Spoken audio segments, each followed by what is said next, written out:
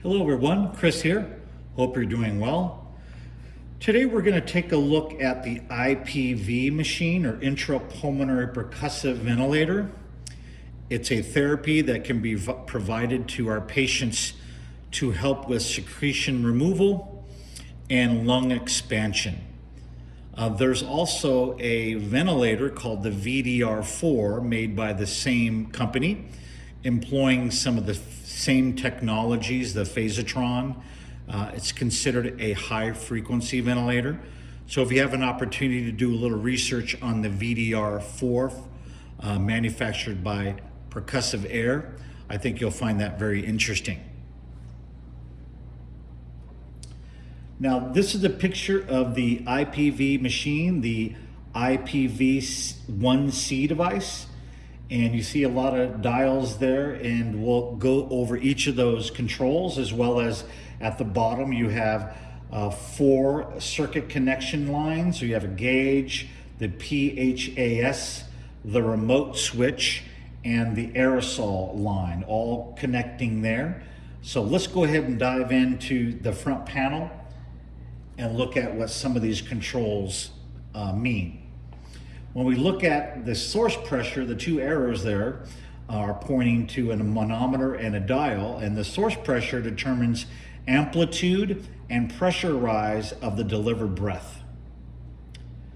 The percussion determines frequency of the delivered breath, and you can see an arrow pointing to the control in the center of the device. There's a manual inspiration that provides for a convective breath when depressed. You can see the manual inspiration arrow there labeled. And there's also a master switch. When in the on position, patient receives the percussive treatment. Now, the other device, the IPV2C, has some additional features: CPAP flow, rate control as well. The unit on the top, the 1C, I have some experience with because we use the 1C in the burn center for patients that had been, let's say, involved in an inhalation injury where they were breathing in the hot air and the soot from possibly a fire. And the IPV treatments could be ordered, let's say, every 4 hours around the clock. Patients can be intubated or non-intubated patients, and we can provide the therapy. So it's very much like an IPPV machine that we've looked at already, but this one works at very high frequencies, very high pulses, like a high frequency ventilator. And so that they're very, very effective in removing secretions, and obviously with the positive pressure, they can do a lot for lung expansion, opening the airways up.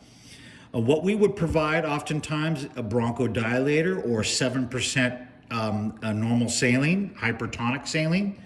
And that way we could provide the therapy over 10 minutes, very much like an IPPB treatment, and ask the patient, encourage coughing afterwards, or even, like I say, utilize it for patients that are on the mechanical ventilator as well, where we could connect the IPV machine into the breathing circuit and provide the high frequency pulses during the ventilator. And again, we oftentimes would be deflate the cuff of the trach or the endotracheal tube during that therapy, and really get a mobilization of secretions at a pretty rapid rate.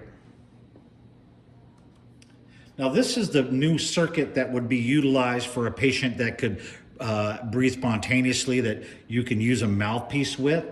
You can see the tubing there, the 3 different connectors on the circuit, as well as the handheld device. There's a small volume nebulizer there, as you can see at the bottom. And the phasotron is actually inside the long portion, the blue long portion where there's a mouthpiece at the other end. There's actually a device called the phasotron, which makes this device actually function the way it does. Now, as you can see with this intubated patient, this is the traditional IPV circuit. It has a nebulizer cup. You can see the therapist's hand is touching the cup there on the patient, and that's where you would put your bronchodilator or your hypertonic saline, etc. It is connected to the endotracheal tube directly, so the patient has been disconnected from the mechanical ventilator or disconnected from the T-tube, and then the therapy can be provided, again, at a very high pulse rate. And then, of course, you're going to increase the working pressure to the within the normal limits of the device, and we'll go back and we'll look at that one more time. The device actually gives you a range where you set that pressure. So you'll turn that dial up, get that working pressure up, and then what you can do is vary the frequency up and down during the therapy. We'd like to go 10 minutes if the patient will tolerate that, or until all the hypertonic saline or the bronchodilator has been administered. So that's what that looks like for a patient that's intubated, and you can see that the device has got several different lines coming over to it, and of course the aerosol nebulizer to aerosolize the either saline or bronchodilator medication. Now, I know this is a difficult slide to see, but basically this is what we call the cone adapter. And the lower two tubes are the ventilator circuit. So you have a normal inspiratory line, expiratory line of the vent circuit.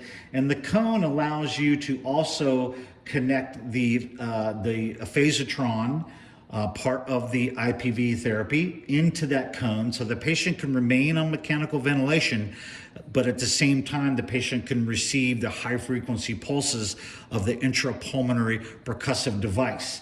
So again, the cone is used when the patient is maybe too sick to come off the mechanical ventilator, so we can use the cone to connect up the three connections and establish that and provide therapy for the patient over a few minutes like we would. And we can deliver a bronchodilator or a saline or a hypertonic saline to the patient to help get immobilized secretions and help with lung expansion.